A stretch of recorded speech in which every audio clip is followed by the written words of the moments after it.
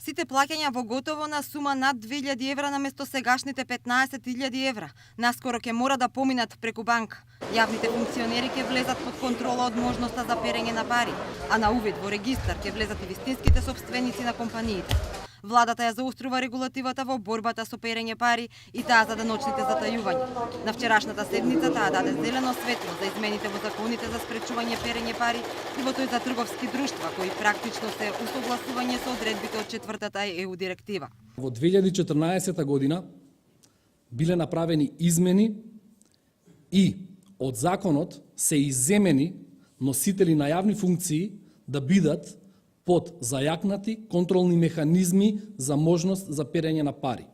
Ние ова го изменивме и проширен е опсегот на именувани функционери врз кои што ќе бидат применети зајакнати механизми, ќе бидат проверувани за можност за перење пари. Според експертите, ЕУ директивата ги зајакнува контролните механизми во борбата против перење пари и е задолжителна и за земјите кандидати за влез во Европската унија. Затоа е значајно согласувањето со оваа директива и таа посебно ќе ја намали можноста за внесување на готови пари или кеш во финансиските текови, со тоа што ги забранува готовинските плаќања поголеми од 2000 евра, тие во иднина ќе мора да се пријавуваат.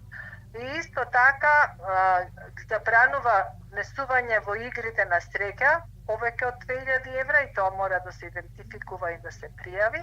Со предложените измени се забранува вршење на готовински плаќања, односно исплата, примање на готови пари или размена на валута во износ од 2000 евра или повеќе во вид на една или повеќе поврзани трансакции, што не е извршено преку банка или штедилница.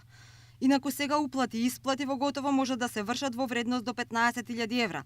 Плаќањата ќе мора да бидат регистрирани во платниот промет, што значи дека ќе бидат оданочени според закон. Исто нема да може фирма, правно лице да биде вистински собственик на друго правно лице. Ќе мора да постои податок во централниот регистар со име и презиме кој е мнозински собственик, а ќе се брише и одредбата за тајни друштва од законот за трговски друштва.